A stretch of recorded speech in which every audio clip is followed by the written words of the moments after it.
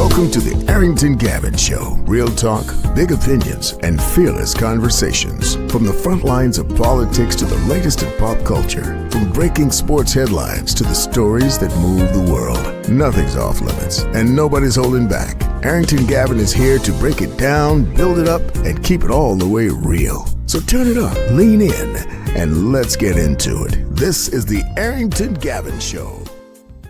What is going on, ladies and gents? Welcome to the Arrington Gavin Show, your go-to spot for sharp insights, bold opinions, and unfiltered takes on the biggest stories of the day, whether it's politics, sports, pop culture, or the latest buzz.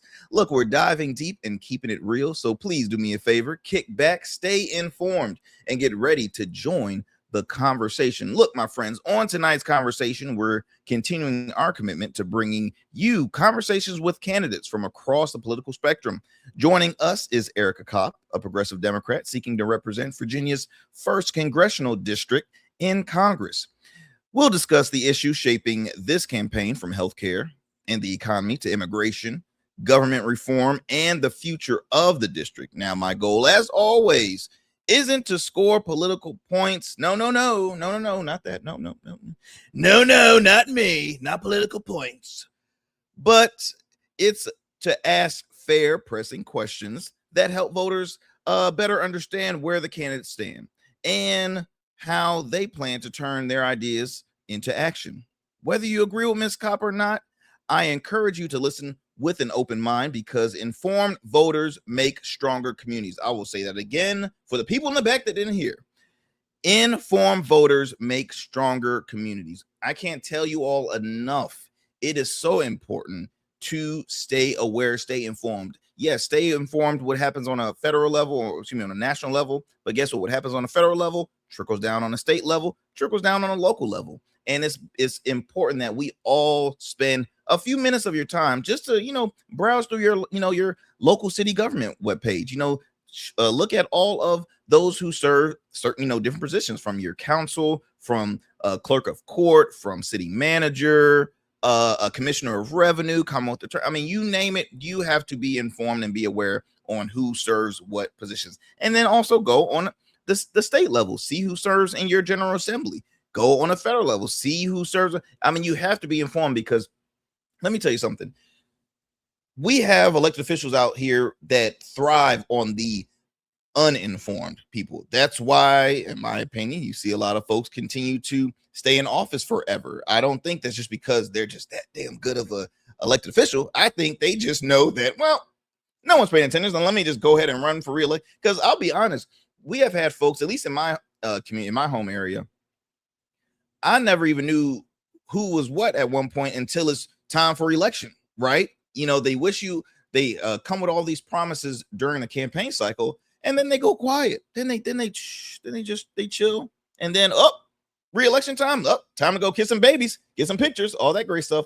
And it's tiring. I think folks are really starting to wake up now and realize that, hey, enough is enough. I say it all the time, out with the old, in with the new, and it's not just an age thing, but I do think in office we need some newer young voices, and I think those that are currently, I'll say, trying to stay so tight on their seat, they need to move aside and be a form of a mentor and help the next up and coming, because again, it's time to see more relatable folks. It's time to see more, as I mentioned, newer voices and faces in office. So I'm very excited to have on Miss Ericka Kopp. I had the opportunity to speak with two of her primary opponents before, Tim Sawinski as well as Elizabeth Dempsey Beggs, two very strong candidates. And now I am having the opportunity to speak with Miss Ericka Kopp. Again, the primary is very packed for them. I believe it's, I'll speak with her. I want to say it's 6, but I could be wrong.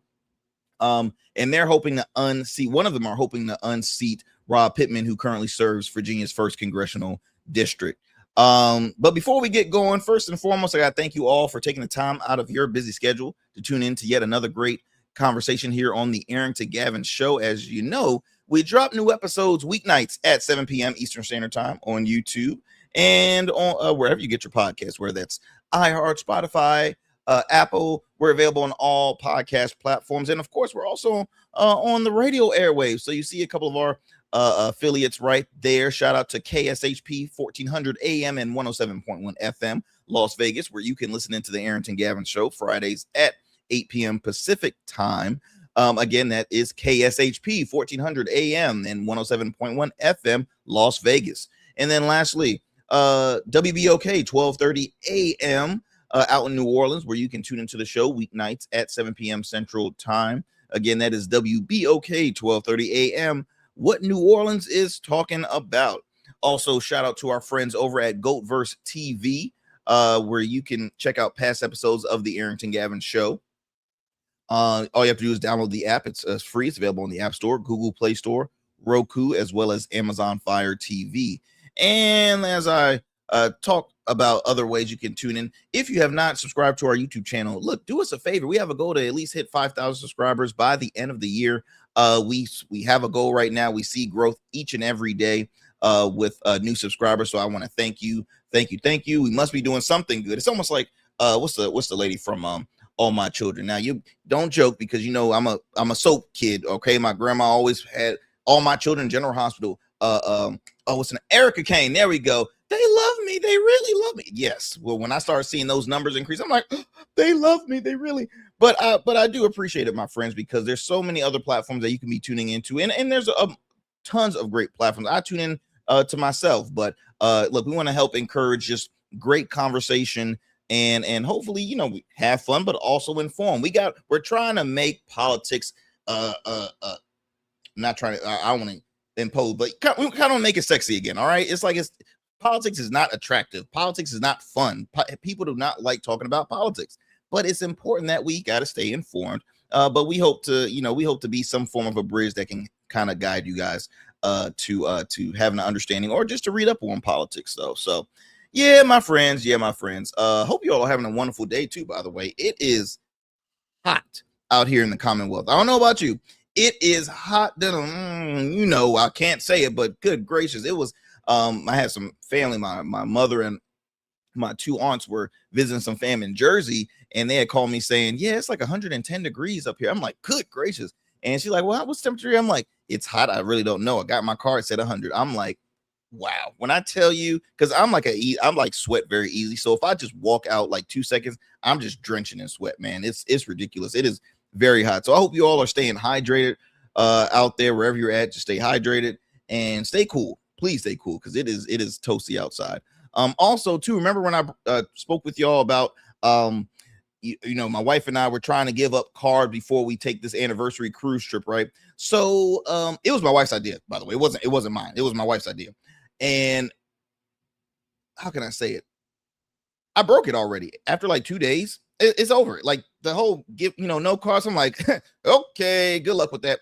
And I tried. I really did, because the way the stomach area and stuff, it ain't looking nice. So I'm trying to like flatten that, right? And yeah, she said we gotta give up carbs, which meant like pizzas, burgers, pasta, this, that, basically everything that I need to survive. Yes, everything I need to survive. She said I have to give it up at least until September. I'm like, I don't want to. And then it was time to get some lunch. And what did I see? I was craving a burger. And guys, I'm a burger fanatic. And Five Guys just it broke me. It broke me. Let me tell you something.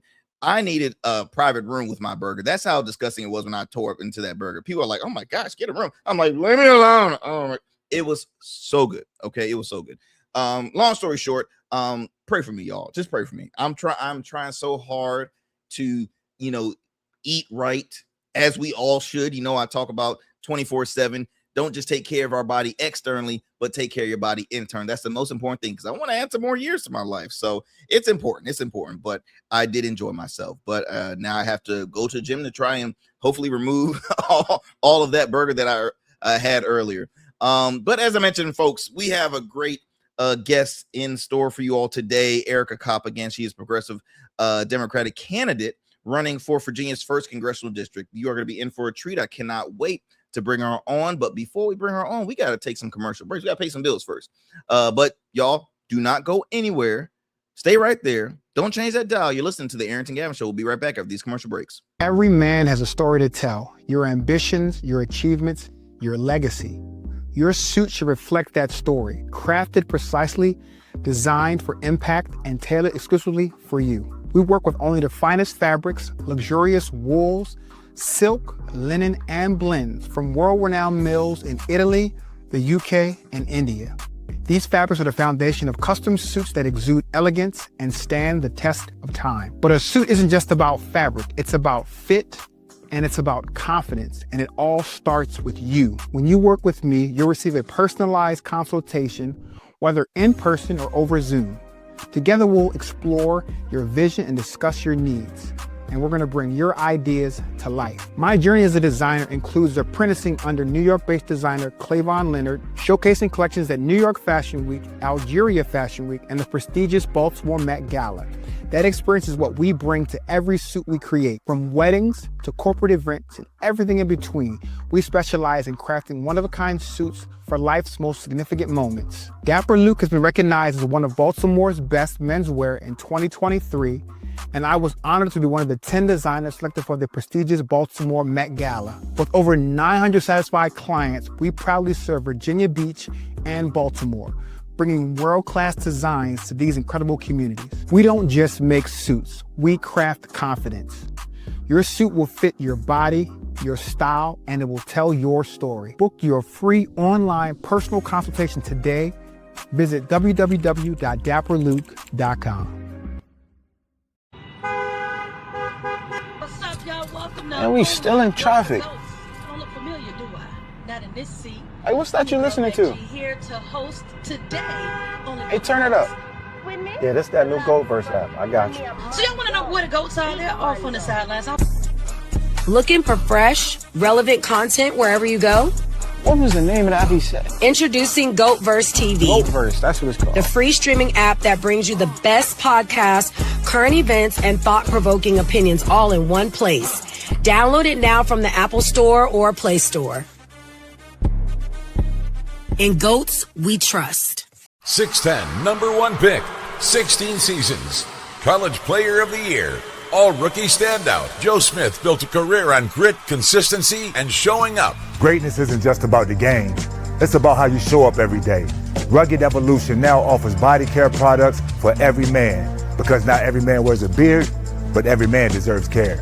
Greatness doesn't fade. It evolved. Rugged Evolution Beard Care. Every beard deserves to be legendary, and every man deserves care. All right, family. Thank you for sticking with us. As I mentioned earlier, I'm so thrilled to have on Democratic candidate for Virginia's first congressional district, Miss Ericka Kopp. Let's bring her on. Ericka, how are you doing? Hey, I'm good, thanks. How are you? I am doing wonderful. Thank you so much for taking the time out your busy schedule to come here for a conversation. I know it is an extremely busy time for you. But again, I truly appreciate you making it out and coming here on the show. It's my pleasure. Thank you for having me. And I apologize. My puppy clearly wants to be on this He's stream like, too. are you on a show? Are you on a show? Hold up. I know you did not invite her and not invite me. She busts through the door like the Kool-Aid man. She I know said, that's hey. right. She's like, I'm getting my TV time. I know that's right. But but that is awesome. That is awesome. But Ericka, if you don't mind, before we get going with some just with the conversation, if you don't mind sharing just a brief background about yourself for our listeners to get to know more of you. Yeah, I'd be happy to. So I grew up here in Central Virginia, specifically in Henrico County. I went to Henrico County Public Schools, graduated from Tucker High School, then went to VCU for undergrad, majored in forensic science, and eventually made my way to law school here at the University of Richmond. And so from that then on, I have been practicing law, and specifically my practice has been in the healthcare space. So I practice healthcare law daily, still to this day. I maintain a full-time practice.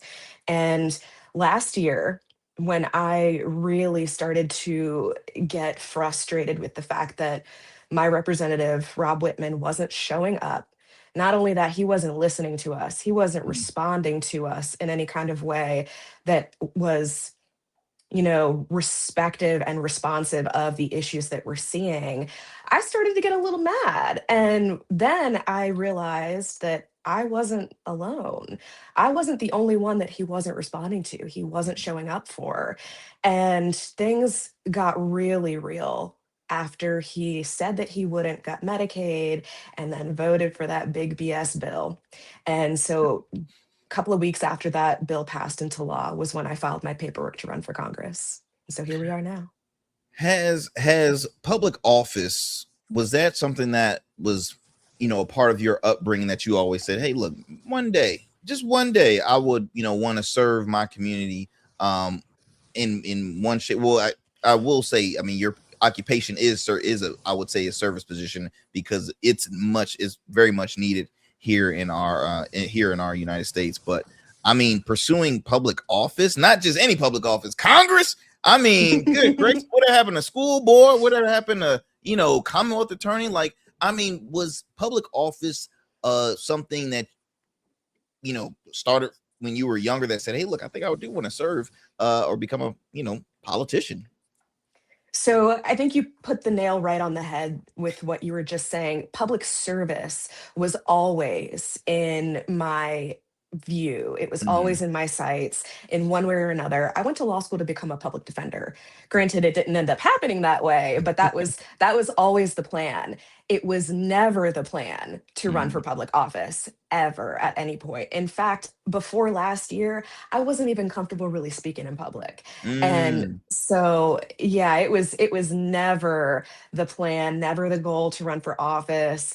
And really, this whole campaign, this whole thought, I'm going to run for Congress, this is just me stepping up to meet the moment that we find ourselves in here in 2026, and at that point in 2025.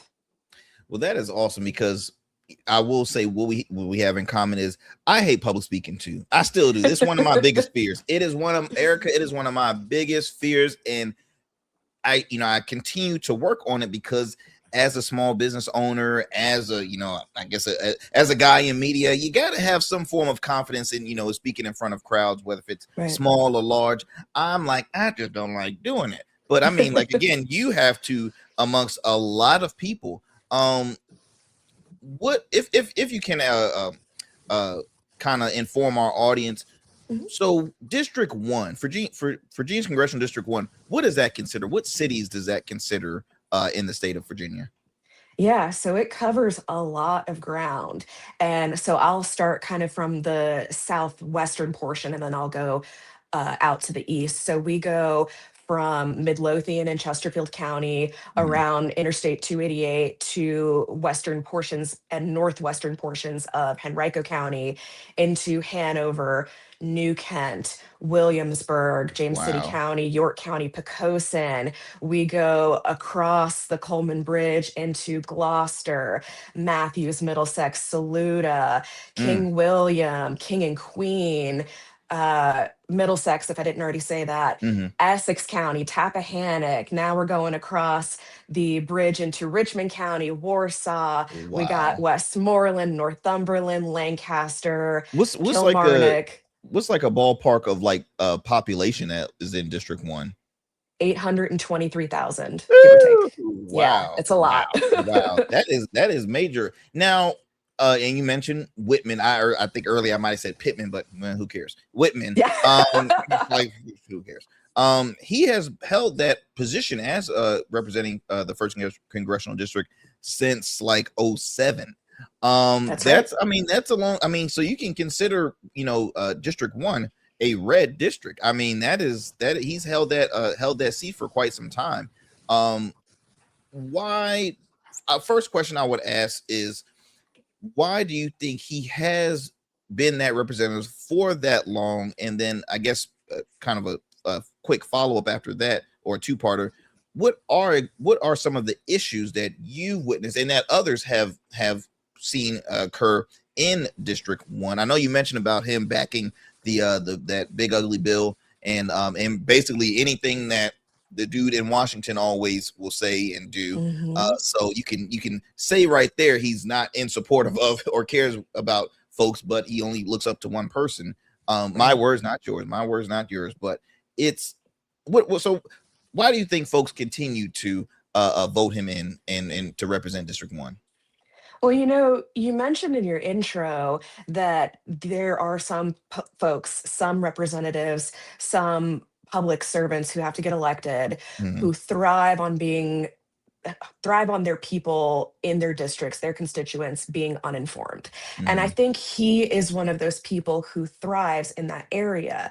He puts out a lot of misinformation, that he is supporting all of these things, that he is first and foremost, you know, a protector of the Chesapeake Bay. And while he says all of these things to make them look nice and pretty, like he's doing things, the reality is that his record on a lot of positions that he's taken is C minus at best.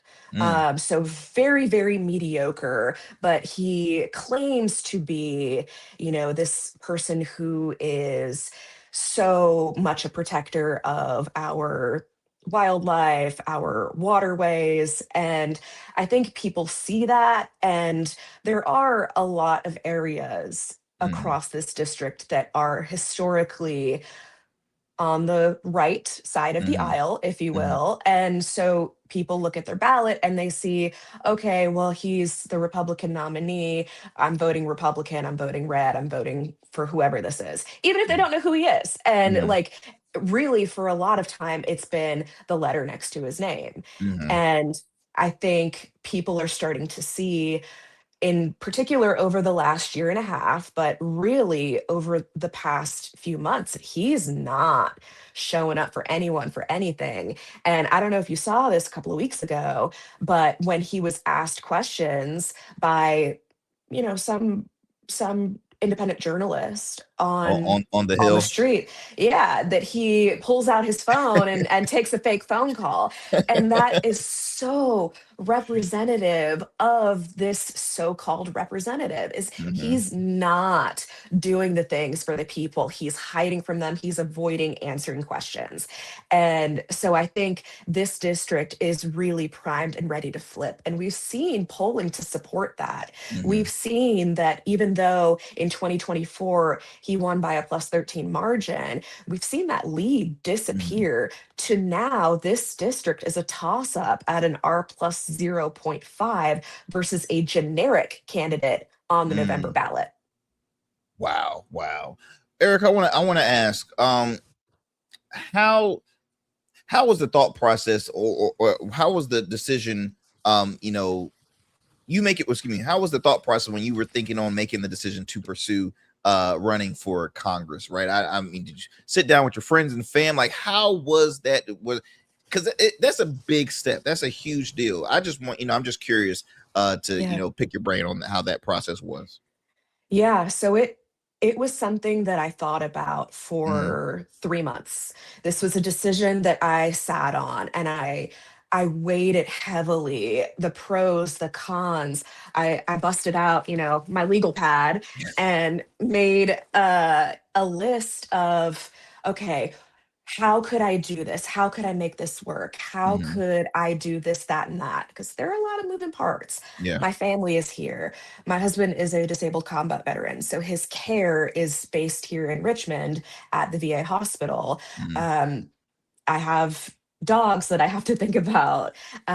My job is here. And so thinking a lot about what could I do, but then there was also the thought of what would I be like mm, in a year's time or 2 years' time if I knew that I could have done this and I didn't stand up? And really thinking about, I know that I can serve my community. I know that I can bring a wealth of experience, not just in the healthcare advocacy space, but also with my background in the law generally, with so much knowledge across so many different areas with my bachelor's degree in forensic science. There is a lot of knowledge base that I can bring to Congress. mhm, And the more that I thought about it, the more that I just knew I could not move forward without doing everything that I possibly could to advocate for the people of this district. I mean, like I mentioned earlier, I grew up here in Henrico County. This is my village. These are the Mhm. people that raised me. And to know that they are being ignored by the person who is supposed to be representing them, I couldn't take it. No, I understand. I'm gonna kind of go back and forth with asking Sure. questions in regards to your campaign, but also talking about a broader picture of the Democratic Party, you running as a progressive Democrat, because that is a big it's a big conversation started right now. I don't know if you've been watching the news. Everything is like progressives, socialist Democrats. Where Right. is the party growing? Is the party moving X, Y, and Z? So I'm gonna kind of alternate, but I want to talk with some key issues that you're campaigning on. So healthcare Mhm. is a centerpiece of your campaign. Yes. What does a universal healthcare system look like under your plan, and how would you convince skeptical taxpayers that it's financially, excuse me, sustainable? Yeah, I love this question. So, my vision for a universal healthcare system is one that is comprehensive. It's one that includes everything from primary care that is preventative to prescription drug coverage to durable medical equipment to emergency room coverage, dental, vision, Mm, hearing, all encompassing in that one plan, a single payer healthcare system that A is more efficient. And B, we've seen studies about this. There was a study that was done by Yale University, and what they found, they looked specifically at Bernie Sanders' Medicare for All plan that was introduced in 2019 for the first mhm, time. And they looked at the financial, the economic piece. They also looked at the health outcomes for what this bill could do. And they found that this piece of legislation would actually save 450 billion with a billion dollars per year, and health outcomes would be better such that it could save around 68,000 lives annually. wow. Why do you think is? Oh, I'm sorry. Were you? I didn't mean to cut you off. Were you about to say something? No, I am so impressed that we have research that supports that this is actually financially better than the system that we have. What I and my question was going to be, it's like I've heard that for quite we've heard that for quite some time. Why do you think Congress was hesitant in supporting something like that? Because actually my question was going to be, there's a lot of folks that are worried of going bankrupt because Mhm. of healthcare. Like I have a good friend of mine who's a he is a director of a an outreach program out here, and he supports a lot of folks that are homeless, where Mhm. veterans, just all cases. And I asked the question, like, what is one of your what is a primary cause that has led some of the folks that stay here to living on the street? Because some folks might just assume, like, well, hard times or loss of job or addiction, X, Y, and Z. We think of other things, but he said you'd be surprised, loss of health care. I'm like, wait, what? And Mhm. it dawned on me, because I had got sick a while back, and I'm very fortunate to have health insurance or to cover it. But if I did not, a simple just trying to find I think I took like either an x-ray or a CT scan, something like that, and this was just doctor's order. Let's just check it out. Let's just check it out, because it might be this. Just this prediction, right? 6 grand, six Mhm. grand just for it might be this. It was nowhere near close to that, but I'm like, oh my gosh, if I did not have this, where I can't just cough up 6 grand, like it's Right. insane. So my question was, like, what's the hesitancy? Why does it take forever for something as so you've explained it very perfectly so folks can understand. It's like, well, why hasn't that been done? And this is not just, I will not blame the MAGA movement in this case. I mean, this has been going on. Bernie Sanders has been saying Mhm. this for quite some years. Yeah, yeah, you're absolutely right. I think it comes down to a couple of things. I think Mhm. number one, it comes down to having the political will to do this. And Mm, number two, I think it comes down to money in politics. mm, So there are so many health insurance companies that lobby Congress against interests like universal health care. And So where we have these major corporations that are throwing money against improving the system to one that actually works for all people, I think Mhm. that's where we get stuck on this in Congress. And Yeah. so it makes it more important for people who are running for office nationwide, people like myself, people like Maylot Kiros in Colorado's first district, people who don't take corporate money, people who are grassroots political candidates running to actually bring change, Mm. positive change for the people. This is now more important than ever because you're absolutely right. One medical emergency is all it takes to put somebody into financial ruin. Mm. And it shouldn't be that way in what is supposedly the richest country in the world. The richest country. You can't look. I've spoken with a lot of elected officials, excuse me, from a local level, state level, and most folks will say it should be it should be a privilege. It should be, really should be have free health care if you think of it, because you mentioned the richest country in the world, and we're doing our part as taxpayers and funding this country, and it's like we can't have we can't have a little scratch on the back when there's some folks in office that is having so many under the table stuff. I mean, that's a whole nother story right there, but I mean, I don't know. But look, there's families receiving billions of dollars while in office. I mean, it's just we can, that's a whole nother story for another conversation. But let's talk about economy though, because economy is a key issue in office, or in election cycle, especially this midterm season. You support raising the federal minimum wage to $30 an hour. Yes. Now, small business owners often worry that dramatic wages increases could force layoffs or closure. Now, how do you respond to those concerns?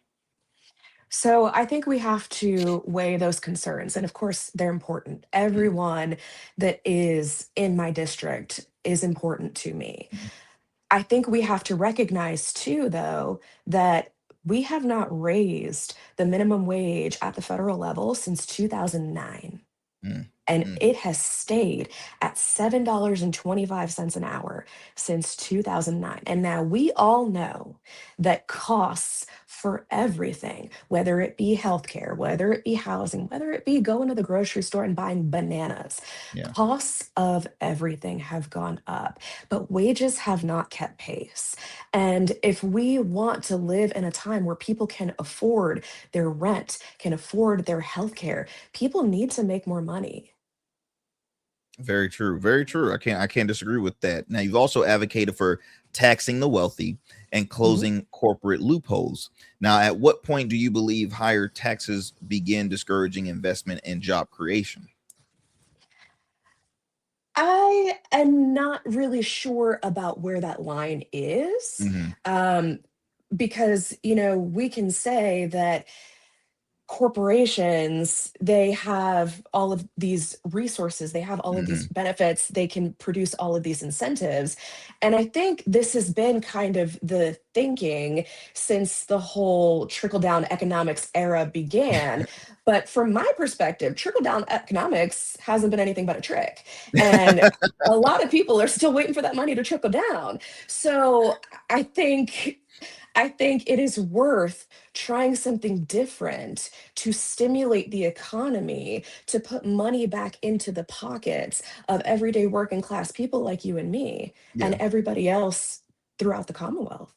Yeah. And I bring that up because, especially here in the Commonwealth, and we see this happen in other states, but everyday citizens feel like we're being ignored by corporations. So, we had this huge, excuse me, we had this back and forth on data centers out here Mhm. in VA, and it's still an issue. It's Yes. temporary. They found a compromise, but it still is a big issue, and we see corporations getting more benefit than everyday people, and it's Yeah. unfortunate. But it's another issue why I always will say elected officials, and of course those that are running, have a lot of work to encourage those to come out and vote and let them know, like, hey, your vote is your voice, because they're like saying, well, I've done this, I've done that, but yet I have not seen, I mean, like you said, the trickle down economics has just been a trick. We haven't seen it, and we're we're around the same age. We haven't seen trickle down economics ever. We hear a lot about it, but it's never been done. So that's why I brought up that question. I want to talk about immigration because that's also a very, very broad issue. Well, actually, let me pause that. I want to go kind of switch back to the Democratic Party. So you're running as a progressive candidate, progressive Democrat. Whitman has been in office since 2007. Do you think that and I hate to kind of have you speak for the overall party, but you are, a Democrat, you are representing the Democratic Party, messaging, right? Do you think has the messaging been off? Because I know there's been, District 1 has had chances in the past to elect a Democrat, but yet they still sided with Whitman. I mean, do you see the messaging being off, or the I don't know, the strategy? Like, why is it, now? Because you do have a packed primary. You have around, I believe, 6 individuals, including yourself, that is in 7. 7. Okay, so well, wow. So yeah, you have 7 candidates running in one primary, and I don't know. I guess that's the first question I want to ask. Do you think the Democratic Party has a messaging issue? Yes, and I think it's more than a messaging issue. Okay. I think it is a lot of, we are not seeing the party, the state party, the national party. We are not seeing them do as much to engage people in more rural areas. So we, for the longest time, there were not people going into like rural parts of Hanover County to canvass for Democratic candidates. There are the party, the Democratic Party, they don't go into areas like New Kent to canvass. And for one reason or another, people aren't getting the message to people where they are. And so not only are we talking to everyone that we possibly can, but we're also meeting the people where they're at. We're going to events where people go in all of these places that have been historically overlooked. We are going and talking with people, learning about people. A lot of this too is listening. If we don't listen to the people's concerns, how are we ever going to be able to represent them in any kind of way that's competent? And so there's that piece to it as well. But it's also about the way that we put across the message, if that makes sense. So historically, people have seen the Democratic Party as elitist, well-educated, and while it might be true that there are people on the Democratic side of the aisle that have higher education degrees, we need to make messaging accessible to everyone. We need to make sure that people from all walks of life, from all backgrounds, from all levels of education can understand what it is that we're saying and understand why we want to make life better for them and how we will do that. And that is super important too. Yeah, you're spot on that, because I've always been, because I've seen it firsthand. I've helped out friends with their campaigns on multiple sides, and being an independent, I feel like a fly on the wall to see how different strategies work, and I'm like, well, why the hell are they not doing? What are they saying? Like, stop giving us headlines, give us substance, give us the policy. You have to explain it and bring it down to a level where, because look, I'll be honest, I'm not the smartest guy in the bunch. It'll be some things where an elected official will be talking, I'm like, what, like, huh? What? Oh, I forgot. Harvard degree. I mean, like, can you please come to rural Shawan University degree for me? Like, it's a lot, and it's so annoying because, again, voters, and I'll put my myself as just a voter and a resident, we look at it as almost like cop-outs, right? They talk over things, and they're giving us a headline, and it's like, what does that mean? What does that mean? So it could be very frustrating. Also, Ericka, you are progressive. Now, let's be honest, the overall party, they look at progressive like, I mean, there's been folks not accusing, but saying progressives just need to start their own party. And it says they don't belong. They're not true Democrat. And it's like, wait, what? So one thing I've noticed, and I think a lot of folks have that tune into this program, we've seen a shift happening in the Democratic Party. right? Obviously we've seen a shift in the Republican Party, right? MAGA is in charge, and the reasonable Republican, the McCain Republicans are getting voted out. We saw, big wins in New York. You mentioned Mila Kuros out of Colorado, who just won her primary. I mean, there's been a lot of big upsets from folks that lean on the progressive side.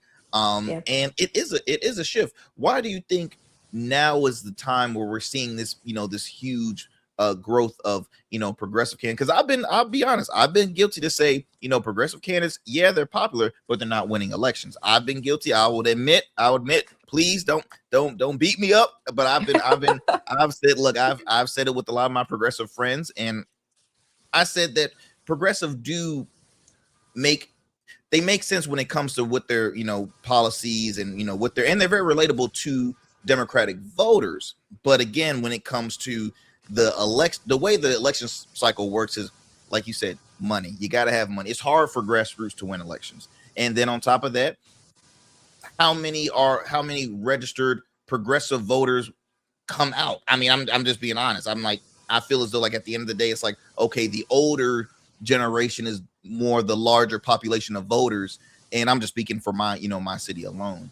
And I know I've kind of talked all around the place, but question is, why are you seeing this growth now in the progressive movement of, the progressive wing of the Democratic Party in all these big key races? I think it comes down to a lot of factors. One thing in particular that comes immediately to mind is we have seen so much degradation of our systems as they used to exist, that now people are saying, well, let's swing the pendulum back the other way. Let's get universal healthcare. Let's get actual structural change. There's really more of an appetite for that now that we're seeing the walls of the democracy crumbling around us. We are seeing people that are motivated to change the systems to make them better than what they were, not just to build them back up, but to improve upon what was there previously. So I think that takes part of it. I also think that what we've seen with this president and how easily he has kind of taken control over not just the Republican Party, but how easily he's taken control of Washington, D.C. more broadly at the Supreme Court with his choices and his endorsements in elections across the country, how he has called up different states and had them redraw their maps. I mean, we have seen so much influence by this president that people are frankly upset, and they want to see something that is for the people. We're also coming to a head with a lot of corporate greed that we're seeing, every day and twice on Sundays. And it's all around us. It's all consuming. And that, I think, makes it more attractive for people to see, oh, these candidates, they're not taking this money from these corporations. They are doing the work. They're out here talking with people. They're listening to what people want. They're acting on what it is that people want. And, surprisingly, what we've seen here is not only have we seen young folks that are interested in grassroots progressive candidates, we're also seeing it with the older generation that are in favor of progressive candidates. We're seeing people who really identified with Bernie Sanders in the 2020 run up to the election. And we are saying, okay, well, people are ready for this. Like, it's finally come to a point where people are actually ready to see changes and they're ready to vote for it. Yeah, I mean, you mentioned corporate greed. I mean, that's always been one of my biggest pet peeves with Congress, and frankly on both sides. I mean, you have corporations that do have they have Congress bought out. They really do. I mean, the reason why there's hesitation on certain votes or pauses or X, Y, and Z, or why they're quiet, why you have elected officials, ignoring simple questions by just going on with a fake phone call. I mean, it's insane. I mean, we have a president that is literally seeing his net worth increase as we speak. He's getting gifts of freaking planes, for crying out loud. And people are like saying, well, I mean, he is going in this prison. It's insane. It really is insane. Going back to some of the issues that you are campaigning on. So you have mentioned about your support on abolishing ICE. Okay. Yes. Now critics saying abolishing ICE sends the wrong message during a time of increased concern about border security. Now, how would you reassure independent voters who want both compassion and enforcement? So it's important to understand that as it relates to border security, we have a whole nother agency that is their sole job. We have Customs and Border Protection, and their whole job is to be at the border. So, okay, we've got that. But then over here, we also have ICE, and they're wherever CBP, Customs and Border Protection, isn't. So we can still have security for our borders with Customs and Border Protection, even through abolishing ICE. But I want to highlight that what we're seeing from ICE is not what this agency was intended to be for. We have, okay, so there has been a time in both of our lifetimes, and we are not that old, but we have lived without ICE. ICE has only been in existence since 2003. So we can think back to a time where it did not exist. And right now, they are being used as a secret police force to go after people that, A, the president doesn't like, i.e., immigrants, even if they are here legally. But really, what we're seeing is that these armed, masked thugs are running around kidnapping people without warrants, people who are darker complected, people who have accents, and they are not following the law. There have been thousands, and I'm not exaggerating this, there have been thousands of court orders showing that ICE has violated the Constitution and the laws protecting people. So what we have is this rogue agency who has now an extremely bloated budget, and they are able to use all of these tools of mass surveillance like Palantir's technology at their disposal to find people, to kidnap them, and then to put them into private prisons, which then in turn makes more money for the corporations that are then feeding the machine. So we don't have a law enforcement agency in ICE. We have an agency that is acting with reckless disregard for constitutional law and federal law, and in some cases, state law. Wow. And I mean, just inexperience, because they, at one point the training was months of training, and now it's what, weeks of training, or maybe a week of training. But I want to ask Ericka then, what is so safe? Okay, I'm who has been minding their business, paying taxpayer dollars for the longest, yet they are not, say they're not a U.S. citizen. What is the right direction? Because at the end of the day, this is a country of laws. We do have a law. You do have to be a U.S. citizen in order to, it's just the way it is. What's the I guess the a path that you would advocate, say it while in office? What is a path that they should take? What's the solution? I guess that's what I'm trying to say. What will be a solution to prevent this this issue? Because it's a back and forth thing. You have a lot of folks that are saying, well, I do want stronger stronger borders. I believe in that. At the end of the day, hey, look, you can't come if you're here illegally, keyword illegal, that's that's against the law. But if you are here, you've been here for years paying taxpayer dollars, you should not have to be slung across the the wall into a detention center where you sleeping on, I'm just assuming, a cot, or not even on the ground. That's disgusting. So like, what are some of the solutions where we can say, okay, here's a better pathway to citizenship? So the way that our citizenship process is now, it takes years, if not decades, for somebody who is in the system doing the things as they are supposed to be doing to get citizenship.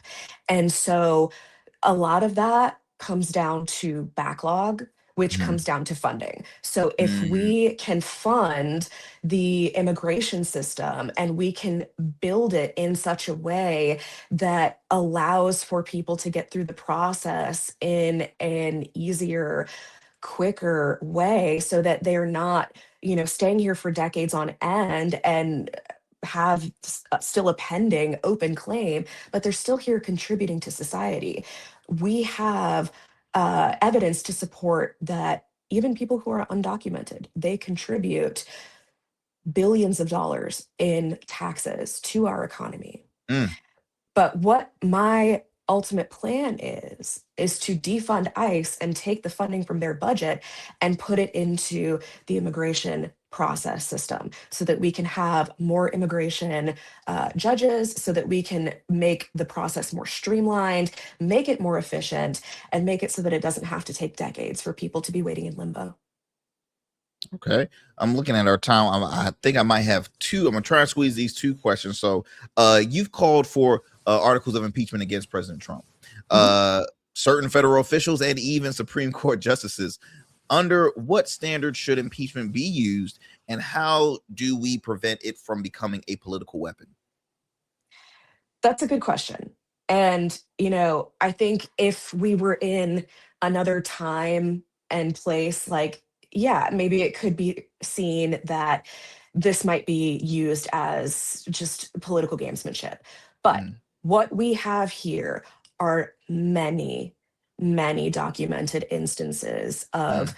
the president committing violations, not just of federal law, but of the Constitution. You mentioned the plane yourself. Mhm. There are two clauses in the Constitution regarding emoluments. And so gifts, money that the president has gotten, or something of value that the Mhm. president has gotten from either foreign interests, foreign powers, that's the foreign emoluments clause, or from domestic Mhm. interests, like his cryptocurrency venture or his golf tournament. So we are seeing that this president is throwing the Constitution to the wind. Mhm. And those are just two examples. There have been so many other things, like the war in Iran, which was not authorized by Congress. It is by definition unconstitutional. The strikes in Venezuela, the strikes in Nigeria. Like, what were the justifications for any of these? We have never gotten an answer for them. So they are, for Donald Trump, those are very serious and documented violations of the Constitution, violations of federal law, and he needs to be held accountable for them. With the Supreme Court, we have seen that a couple of justices have taken essentially bribes. They have not Mm. reported gifts that they have received. There is some evidence to suggest that one Supreme Court justice might be in the Epstein files. Oh wow. And yeah, so there's that as well. And we have these justices that are bowing to the whims of this president at the expense of our Constitution and decades of precedent in this country. We have other members of the cabinet who have lied to Congress. We have our Secretary of the Department of Health and Human Services who has tried to get rid of vaccinations, Mm. as far as mandated vaccinations, that he told Congress that he would not do. And so here we are living with that now. That's an impeachable offense. Lying to Congress is an impeachable offense. Not just that, but we have Pete Hegseth and all of his strikes Oh, in the this the conversation is Caribbean. getting so good, Erica. Why'd you have to bring up Mhm. that name? It was getting so good. I mean, hey, let's talk about it. There have been more than 200 people that Pete Hegseth has murdered without evidence to suggest that, as he claimed, they were smuggling drugs. So, this is not a nation where we can just simply kill somebody without A, evidence, and B, without due process. That's not how we do things here. And so, he needs to be held accountable for that too. over 200 people have lost their lives because of this man who has decided that they didn't matter. Mm, mm. It's very, I'm at a loss of words. I'm not gonna lie, because it's just in my mind. I still can't, and people think I'm crazy. I'm like, I still can't get over the fact that we're in a second term of Donald Trump. I let that sink in. I'm like, I remember turning on the TV watching a man tell celebrities you're fired, and now all of a sudden it makes him qualified to serve as president, not once but twice. So it's just I let that sink in and just inform folks that elections have consequences. And I just feel as though I come across a lot of folks that will complain a lot, but then they don't vote. And then I hear folks that said, well, I didn't even come out for the past presidential race or any races. And I continue to let them know that, look, elections has consequences, and politics is everywhere. For those that are that try to run away from politics, it's everywhere. It's in our if you're a taxpayer, it's in sports, it's in religion, it's in schools, it's everywhere. Everyday life, politics is there. Ericka, let me see. Do I have time for one? Let me see if I'm gonna try and see. I'm trying to find a good one before we kind of come to a close, because it's this conversation. I feel like I could talk for you for hours, and I'm trying to make sure I can do diligence. Okay, so social issues. You support codifying abortion rights, and I'm sorry, I don't know if we're gonna have time to do this one. Well, let me squeeze it really quick. You supported codifying abortion rights and marriage equality. Now, do you believe that there are areas where Americans will deeply differ? Moral beliefs can still find common ground. I think it's possible. And I think when we talk about the justification for why we need to protect abortion rights federally, that is where I think we have some room. So abortion is healthcare. Like, point blank, period, end of story. Abortion is healthcare. What is the treatment for an ectopic pregnancy? It's an abortion. Abortion is healthcare. There are pregnant people who are dying because A, the state that they live in has such strict abortion limits, or B,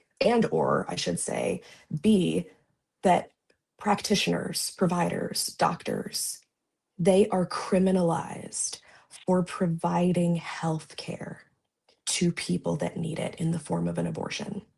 And that is making doctors afraid to be able to do their job, because, as you just pointed out just 2 minutes ago, politics is everywhere, including in the exam room with a pregnant woman.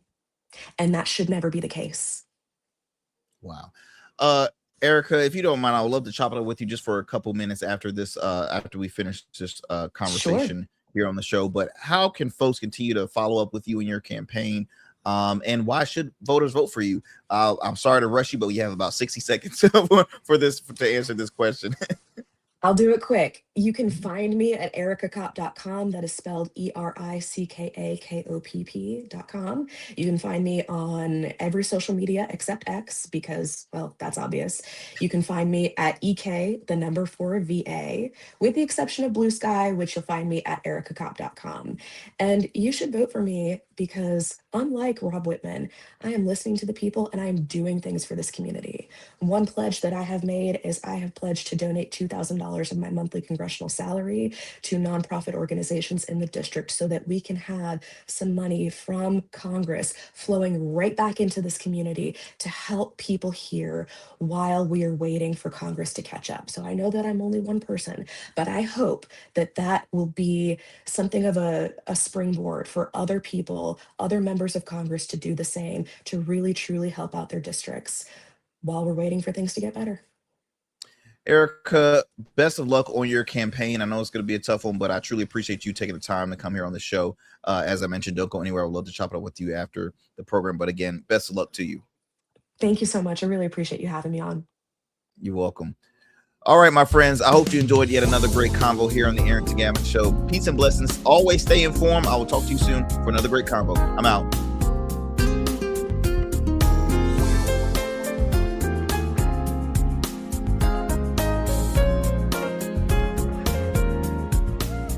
That's it for tonight on the Arrington Gavin Show. Thanks for tapping in and keeping the conversation alive. Don't forget, stay connected with us on all platforms. Follow at Arrington Gavin on Instagram, Blue Sky, and X, and subscribe to the official Substack for exclusive takes and deep dives you won't get anywhere else. We're here every weeknight, same time, same energy, same real talk. Until next time, stay bold.